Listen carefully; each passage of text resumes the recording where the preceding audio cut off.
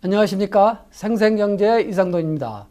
오늘은 2014년도 상반기 경제를 되돌아보는 시간으로서 득벌대학교 최진욱 교수를 모시고 이야기를 나누어 보도록 하겠습니다. 교수님 안녕하세요. 예, 안녕하십니까. 올여름은 더위가 좀 더디 오네요. 예, 그렇죠. 좀 서늘한 것이 꼭 가을 날씨는 아니지만 그래도 가을 날씨, 초가을 그런 기분이 좀 드네요. 예, 느리게 찾아오는 더위처럼 경제 활성화도 비교적 더딘 것 같습니다. 지난 2014년 경제를 돌아보며 교수님의 도움 말씀을 듣겠습니다. 올해 세계 경제의 시선을 모았던 여성 자넷 옐렌 연방준비제도이사회 의장의 첫 5개월을 어떻게 평가하십니까? 예, 지금 그 제넷 앨런 그 여사는 정말 그 처음으로 미국에서 연방준비은행장을 맡으셨고, 그래서 많은 분들이 참 어떻게 그렇게 중책을 맡았나 그분에 대해서 많이들 관심을 갖고 계시는데, 실상 그 이 연방준비위원장을 맡기 이전에 부위원장을 그동안 한 4년 동안 맡았었고요. 또 그 이전에는 샌프란시스코의 연방준비은행장을 역임을 하고, 그래서 근 10년 동안 그 연방은행 쪽에 그 일을 담당을 해왔습니다.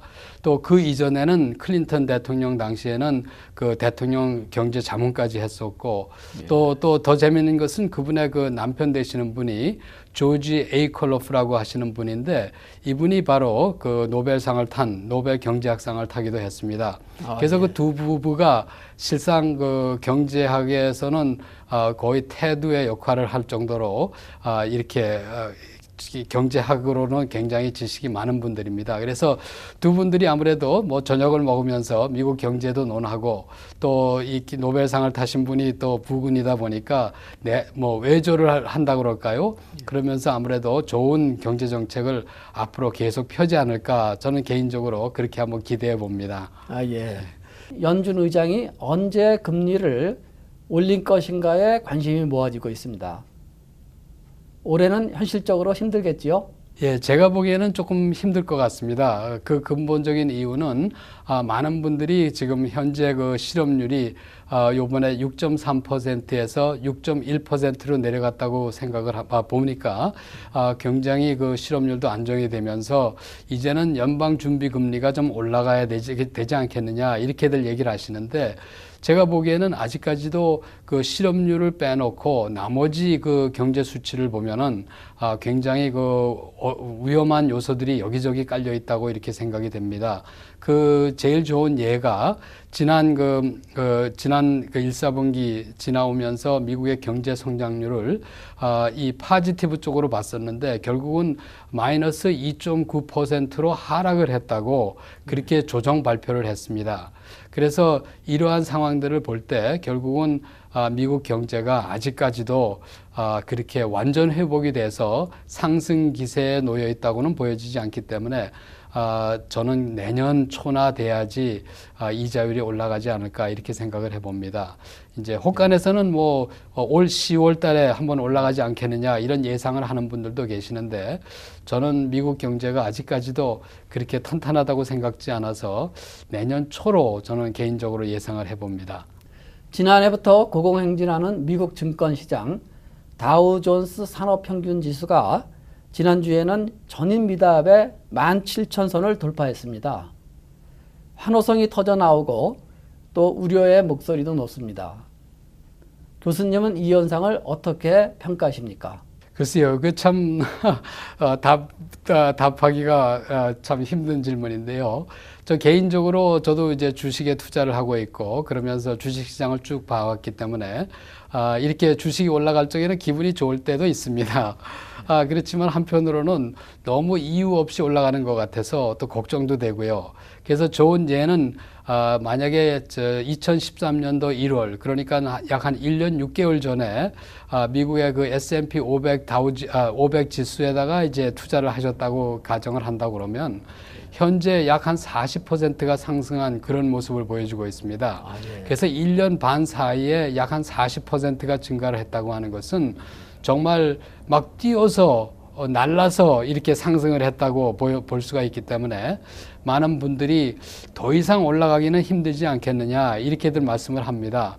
그래서 저도 그런 점을 좀 우려는 하고 있는데 실상 또 둘러보면은 미국 경제도 안정이 돼 가고 유럽 경제도 어느 정도 안정이 돼 가고 또 이러다 보니까 호재들이 바깥에 크게 나와 있진 않지만 그래도 호재들이 곳곳에 또 이렇게 숨겨 있지 않나 이런 생각이 들어서 올 3, 4분기는 계속 상승세를 보일 것 같다 하는 생각을 해보고요. 그 다음에 이제 4, 4분기에 들어가면서 미국의 그 크리스마스 시즌이 다가오면서 이제 분위기가 좀 다시 바뀌지 않을까 싶고 그러다 보면은 그때는 또 한번 조심스럽게 주식시장을 또 예측을 해야 되지 않을까 이렇게 생각을 합니다.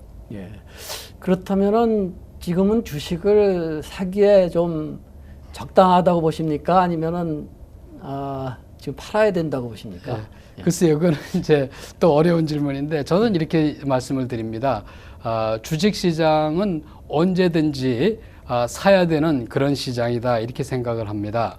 근데 단 조건이 있습니다. 그 조건은 주식을 투자하는 돈이 앞으로 5년 동안 주식시장에 묶여 있어도 괜찮다 하는 그런 돈이 있을 경우 주식시장에는 시와 때를 가리지 않고 들어가시는 게 좋다 이렇게 말씀을 드리고요. 근데 예를 들어서 다음 달에 돈이 필요하거나 아니면은 뭐 6개월 아니면 1년 후에 돈이 필요하신 분들은 증권시장에 들어가는 것을 저는 만류를 합니다. 왜냐하면 증권시장은 오르락 내리락 하기 때문에 그게 그렇죠. 내려갔을 때 다시 회복할 수 있는 그러한 기간이 없다고 그러면 항상 주식시장에서는 손해를 보게 마련인 것 같습니다. 그래서 저는 시와 때를 가리지 말고 장기 동안 투자를 할 수 있으면 그러면은 투자를 지금이라도 해라 이렇게 말씀을 드리고 싶고 또 제 자신이 그렇게 하고 있습니다. 예.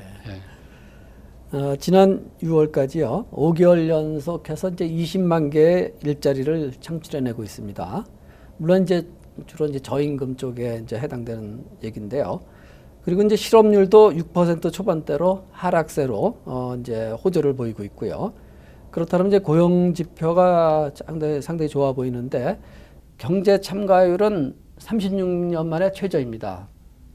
경기 부양, 돈이 풀려도 많은 사람들이 구직을 포기한다는 그런 말입니다. 어떻게 이런 현상이 일어나는 건가요?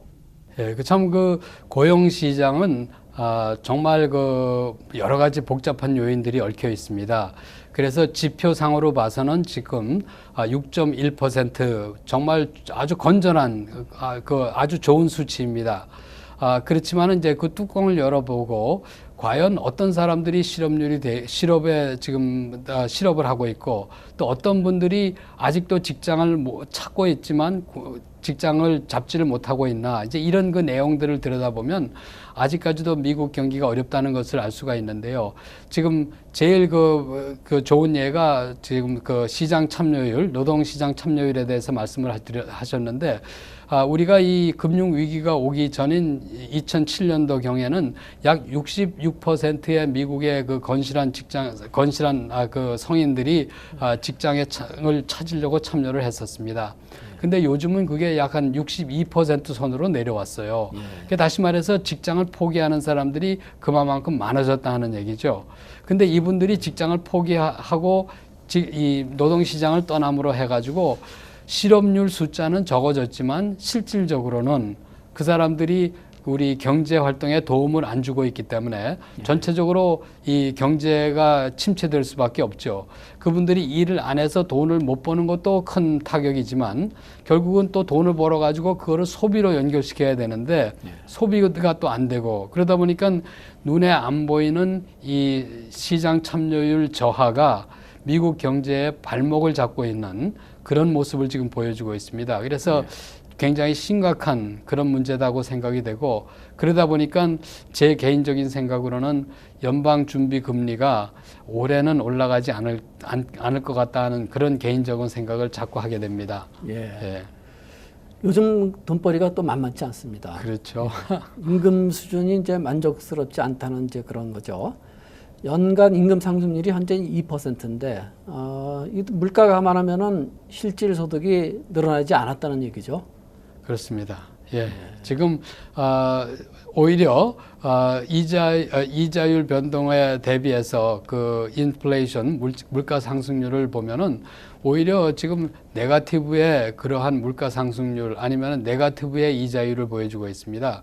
그래서 이러한 것들이 결국은 미국 경기를 그 회복시키는데 도움이 돼야 되는 그런 요인임에도 불구하고 실상 그 경기 회복이 제대로 되지 않는 이유는 그 외에 여러 가지 여건들이 지금 발목을 잡고 있습니다. 아까 말씀드렸듯이 그 노동시장 참여율도 낮을 뿐만 아니라 제일 중요한 것은 미국의 규제기관들이 이 돈의 흐름을 갖다가 많이 막고 있다고 저는 생각을 합니다.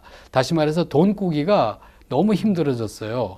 그래서 일반 기업들, 뭐 대기업들은 그동안 돈을 벌어가지고 별 큰 문제가 없는데 중소기업들이 대출 받기가 너무 힘들고 그러다 보니까 직장 창출이 이 중소기업에서 전혀 일어나고 있지 않지 않느냐 이런 생각이 듭니다. 그래서 경기 회복이 제가 생각했던 것보다 많이 더뎌지고 있다 이렇게 보게 됩니다. 예. 결국 돈을 많이 못 버니 소비 심리가 위축될 테고 경기의 활성화는 당연히 만족스럽지 않겠네요. 그렇죠. 이게 참 물고 물리는 그런 모습인데요. 직장이 없다 보니까 소비를 못하게 되고 소비를 못하다 보니까 직장에서는 사람을 고용을 안 하게 됩니다. 그러다 보니까 이 소비도 안 풀리고 직장 고용 창출도 안 되고 그러다 보니까 생산 능력도 떨어지고 이런 식으로 지금 악순환이 계속되는데 제가 여러 번 지난 2008년도부터 조금만 기다리면 미국 경기가 회복이 됩니다. 우리 용기를 갖고 참아봅시다. 이렇게 이제 말씀을 드린 기억이 나는데 지금 5년이라는 세월이 흘렀는데도 아직도 이렇게 미국 경기가 회복이 됐다고 정말 신나서 뭐가 움직이는 그런 모습을 못 찾게 됩니다. 그래서 왜 그러나 제가 나름대로 생각을 해보니까 결국은 그런 것 같습니다. 지금 직장 창출이 안 되고 소비가 안 되고 그러다 보니까 악순환의 고리에서 벗어나지 못하면서 경기 침체가 장기간 되고 회복세는 보이긴 합니다. 뭐 제가 너무 부정적으로 말씀을 드려서 좀 죄송하지만 회복세는 당연히 보이고 있습니다. 그거는 아까 말씀하셨듯이 증시가 살아나고 그러면서 무언가 지금 미국의 대기업을 중심으로 해서 이렇게 살아나고 있는 모습이 보여지는 건 사실인데 우리 한인들 피부로 느끼는 경제는 제가 보기에는 앞으로도 한 1년 정도는 더 가야 되지 않을까 이런 어려움을 말씀을 드리고 싶습니다. 예. 현재 일리노이의 그 최저임금은 8달러 25센트거든요. 이제 전국 최고 수준입니다. 일각에서는 또 15달러까지 높여달라는 인상 요구도 적지 않고요. 사람을 쓰는 고용주 입장에서는 참 수용하기 어려운 그러한 사항일 텐데요. 실질 경제를 감안했을 때 일리노이의 적정한 최저임금은 어느 정도라고 보시는지요? 예, 실상 어떠한 수준이라고 제가 말씀드릴 수는 없는데 지금 예를 들어서 8불 50에서 11불까지 11불 50까지 얘기가 나와 있었고 그것이 이제 점차적으로 올라서 15불까지 얘기하는 그런 상황입니다.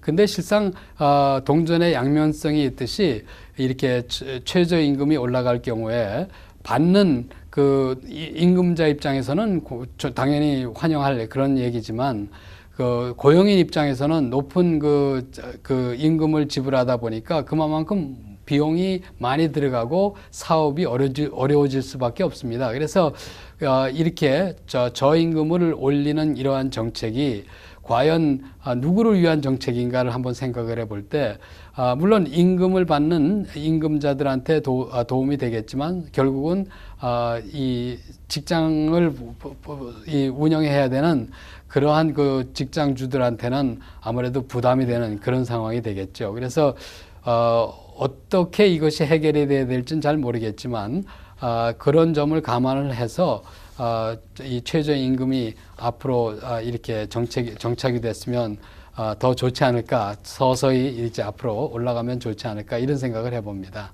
예. 600억 달러 적자로 일리노이의 발목을 잡고 있는 연금 문제 해법은 무엇이라고 보십니까? 노동 임금하고 또 지금 말씀하시는 이 펜션 문제하고 이게 다 연결이 되는 얘기인데요. 실상 받는 사람 입장에서는 더 많이 받는 것이 더 좋고요. 주는 사람 입장에서는 덜 주는 것이 또 좋다고 이렇게 볼 수가 있는데, 이런 상황에서 미국, 이 일리노이 같은 경우에는 지금 연금을 받고 계시는 분들은 그 연금 삭감을 반대할 수밖에 없고요. 그렇지만은 그 연금을 줘야 되는 우리 주 예산, 다시 말해서 우리 텍스 세금을 내는 납세자 입장에서는 줄 수 없을 경우에는 주지 말아야 되지 않느냐 이런 얘기를 할 수밖에 없죠. 그래서 이 두 개의 부류가 어떠한 절충안을 만들어 가지고 타협을 보면 좋은데 그것이 지금 안 되고 정치 논쟁으로 지금 가고 있다는 것이 좀 불안하고 좀 불행하다고 저는 생각을 합니다. 제 개인적으로는 일리노이가 지금 650억 달러의 이 펜션 문제를 안고 있는데 이걸 해결하는 방법이 실상 그렇게 어려운 방법 같진 않은데 모든 분들이 이해를 하면 좀 쉽지 않을까 이렇게 생각을 해봅니다. 그래서 좀 더 구체적으로 어떠한 방법이 있겠느냐 이렇게 말씀을 드린다면 제가 볼 적에는 앞으로 지금 은퇴할 사람들이 그 사람들에 대한 혜택 수혜금을 조금 줄이고 또 지금 그 펜션에 참여해 있는 사람들은 앞으로 그 지불금을 조금 더 늘리고 그러면서 그분들이 은퇴 정년기를 갖다가 5년 내지 7년 많으면 10년까지 연장을 해가지고 그 연퇴 시기를 늘리는 방법 이런 여러 가지 방법들을 좀 한꺼번에 고려를 해가지고 우리 납세자들의 부담도 줄여주면서 또 수혜자들의 그 혜택도 과감하게 많이 줄일 것이 아니라 서로 적정선에서 타협을 보는 것이 모두 다 윈윈 할 수 있는 그런 정책이 아닐까 생각을 합니다. 근데 불행하게도 현재는 민주당, 공화당, 그 다음에 노동조합들이 한데 얽혀가지고 완전히 정치적인 싸움을 하고 있는 것 같아서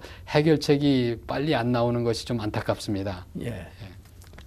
토픽을 세계 경제로 옮겨보겠습니다. 지난주에 한국과 중국의 정상이 만나면서 한중 관계가 뜨거운 관심을 모으고 있습니다. 양국 정상이 올해 안으로 원 위안화 직거래 시장을 개설하겠다고 천명했는데요. 이 원 위안화 직거래 시장이 무엇을 의미하는지 또 달러와의 관계는 어떻게 되는지 눈높이를 맞춰 쉽게 설명 바랍니다. 원화하고 위안화의 직거래라고 하는 것은 달러를 사용하지 않고 원화로 지불을 하고 또 위안화로 받고 해서 두 나라의 그 화폐를 갖다가 서로 인정을 해주겠다는 그러한 약속입니다. 근데 전 세계의 그 상거래 유형을 보면 상대방을 서로 못 믿는 그런 상황이 많습니다. 다시 말해서 우리 미국에서 예를 들어서 한국에 수출을 한다 그랬을 때 한국에서 그 돈을 지불을 받아야 되는데 한화로 지불을 받았을 적에는 미국에서 그거를 쓸 수가 없어요. 그러다 보니까 우리 미국에서 쓸 수 있는 달러로 지불을 하라 이렇게 얘기를 하게 됩니다. 근데 그것이 모든 무역에서 공통되는 얘기다 보니까 두 나라 미국을 제외한 모든 나라에서 무역을 할 경우 항상 달러로 결제를 합니다. 그래서 달러로 결제하는 것이 전체 거래량의 거의 70%가 되고 그 다음에 약 한 20% 정도가 유로화로 결제가 됩니다. 그 나머지 10%는 일본의 엔화라든가 중국의 위안화라든가 기타 화폐로 결제가 되고요. 그러다 보니까 모든 나라의 그 무역은 달러로 결제가 되는데 그것의 제일 큰 문제가 달러가 없을 경우 서로 결제가 안 된다 하는 얘기입니다. 그래서 우리 한국이 1997년도에 그 외환 위기를 겪었던 이유도 모든 것은 그래도 그런 대로 돌아가는데 결국 달러가 부족하기 때문에 결제를 못해서 부도가 나고 그런 문제가 생겼던 겁니다. 그래서 이렇게 원화하고 위안화를 직거래한다고 하는 것은 달러로 거치지 않고 그냥 한국에서 예를 들어서 1,000원을 지불을 하게 되면 그것을 위안화로 치면은 지금 거의 제가 알기로는 글쎄 얼마가 될까요? 한 12원 되지 않을까 이렇게 생각이 되는데 그렇게 하여튼 결제를 서로 위안화하고 원화로 직접 하겠다는 그런 얘기입니다. 조금 미국이 좀 기분이 나쁠 수는 있겠죠. 왜냐하면 중간에서 자기네 그 영향력이 달러를 안 씀으로 해서 영향력이 조금 떨어진다고는 볼 수 있겠지만 그 직거래할 수 있는 그 물량들이 그렇게 큰 비용이 아니다 보니까 미국에서는 뭐 그렇게 아주 기분 나빠할 정도도 아니고 어느 정도 뭐 그냥 눈 감아줄 수 있는 그런 관계가 아닌가 싶습니다. 예. 현재 유럽의 경제 상황 가운데 주목할 만한 것이 무엇이 있는지 꼽아 주시겠습니까? 유럽에는 이제 유럽도 서서히 이제 그 경제 위기를 지금 벗어나면서 정착을 하고 있습니다. 그래서 쉽게 얘기하면 그 가중금리라고 하는 그 유럽의 가중금리가 그리스 같은 경우에는 거의 위기 때는 한 2년 전만 해도 거의 40%까지 올라갔는데 그것이 획기적으로 요즘은 5% 선으로 떨어졌습니다. 그래서 유럽의 금융 위기가 이제는 어느 정도 이제 지나가지 않았느냐 이렇게 보고 그러면은 결국은 앞으로 경기 회복세만 남았다고 보게 되죠. 그래서 이제 유럽이 이제 경기 회복세에 들어가면 전체적인 그 세계 경제가 조금은 지금보다 더 나아지지 않겠느냐 이렇게 예상을 해봅니다. 2014년 하반기의 전망을 내다보며 오늘 대담을 마무리하겠습니다. 교수님께서는 2014년 하반기에 주목할 만한 세 가지로 무엇을 꼽으십니까? 글쎄, 뭐 제가 꼽고 싶은 것은 뭐 수십 가지가 있는데 세 가지로 말씀을 부탁하시는 것 같아서 제가 이렇게 생각을 해봅니다. 지금 우선 국내 여건, 미국의 국내에서 우리가 주목해야 될 여건하고 또 해외를 중심으로 해서 생각해 보아야 될 그런 여건들하고 한번 그렇게 해서 제가 한번 말씀을 드리면 미국 내에서는 제일 지금 우리가 주의 깊게 봐야 될 것이 지금 11월에 있을 선거입니다. 이거는 중간 선거라서 미국의 그 상원 의원과 하원 의원들을 선거를 하게 되는데 과연 공화당이 상원을 점령을 하느냐 못하느냐 여기에 따라서 앞으로 미국의 그 정책이 많이 바뀔 것 같다는 생각을 해봅니다. 그래서 앞으로 주목해야 될 것은 그 11월의 선거 그 결과고요. 그 다음에 두 번째로 제가 생각하는 것은 이자율 변동이 언제 일어날 것이냐. 저는 내년 초에 일어난다고 생각을 하는데 그렇지만 혹시 올해 일어난다고 하면 굉장히 그것이 경제 파급 효과가 높을 것 같습니다. 한 가지 우리 그 서민들한테 좋은 것은 이자율을 올린다는 그 뉴스 자체는 미국 경제가 회복 궤도에 완전히 올라섰다는 그러한 뉴스이기 때문에 좋은 호재라고 이렇게 볼 수가 있습니다. 단 일단 그런 뉴스가 나오면은 이자율이 올라감으로 해서 몰게지 레이트라든가 기타 여러 가지 그 이자율들이 타격을 받게 돼서 잠시는 주식시장이나 기타 시장이 침체될 수는 있지만 전체적으로 봐서는 굉장히 좋은 뉴스다 이렇게 얘기를 할 수 있겠고요. 그 다음에 세 번째 아이템으로는 저는 이것은 무슨 어떠한 경제 여건이 아니라 그 요인이 아니라 여건이라고 생각을 할 수가 있는데 그것은 미국에서 지금 발생하고 있는 빈익빈 부익부 이 빈부 격차가 과연 어느 정도 더 심화가 될 것인지 아니면 어느 선에서 중단이 될 것인지 그것을 이해하는 것이 앞으로 미국 경제를 이해하는 데 큰 도움이 될 것 같다 하는 이런 생각을 해봅니다. 또 이제 그 눈을 세 개로 초점을 맞추면은 아까 말씀드렸듯이 유럽의 경기 회복 플러스 중국의 경제 성장이 어떻게 될 것이냐 이것이 참 큰 요인 중에 하나입니다. 그래서 중국의 강세로 돌아서고 또 유럽이 회복세에 들어서면 전 세계적으로 그 혜택을 모든 나라가 받을 수 있겠다 이렇게 생각을 하겠고요. 그 다음에 두 번째로 제가 꼽고 싶은 것은 지금 중동 문제입니다. 중동에서 그 이스라엘하고 팔레스타인이 계속 전쟁을 하고 있고 전쟁은 아니지만 하여튼 싸움을 하고 있고요. 이락이 지금 뒤죽박죽이 돼 있고 아프가니스탄 역시 지금 문제가 아주 많이 쌓여 있습니다. 이러한 국제 문제가 해결이 언제 되느냐에 따라서 이 전 세계의 경제가 어떻게 풀리느냐 이렇게 볼 수 있다 이렇게 볼 수 있겠고요. 그 다음에 마지막으로는 이건 좀 너무 국한적인 건지 모르지만 우리가 한국 출신이다 보니까 한국 문제를 생각할 수밖에 없는데요. 지금 한국의 그 달러 대 원화의 환율이 계속 그 상승을 하고 있습니다. 다시 말해서 강세로 돌고 있습니다. 환율 자체는 떨어지고 있지만 그 화폐세에서는 지금 점점 강세로 변하고 있습니다. 그래서 지금 거의 1,000원 대 1달러의 그 환율을 지금 바라보고 있는데 이것이 세 자리 숫자로 내려갈 경우 아무래도 한국 경제가 좀 타격을 받지 않을까 이런 생각을 해봅니다. 왜냐하면 미국에 수출하는 것도 타격이 되겠지만 이것은 이제 전 세계적으로 무역 경쟁력이 그만큼 떨어질 수 있기 때문에 한국 경제에 큰 부담을 줄 수 있다 이렇게 생각을 합니다. 물론 뭐 한국에서 잘 알아서 또 이런 문제를 해결을 하겠지만 이러한 세 가지 요인들을 잘 염두에 두시면 세계 경제를 이해를 하시고 또 미국 경제를 이해하시는데 도움이 되지 않을까 싶습니다. 오늘 도움 말씀 잘 들었습니다. 자리해 주셔서 감사합니다. 예, 감사합니다. 감사합니다. 예. 약 3년간에 걸쳐서 진행된 생생경제 시즌을 마무리하겠습니다. 휴식을 취했다가 좀 더 좋은 정보를 가지고 시청자 여러분들을 만나 뵙겠습니다. 그동안 성원에 감사드립니다. 안녕히 계십시오.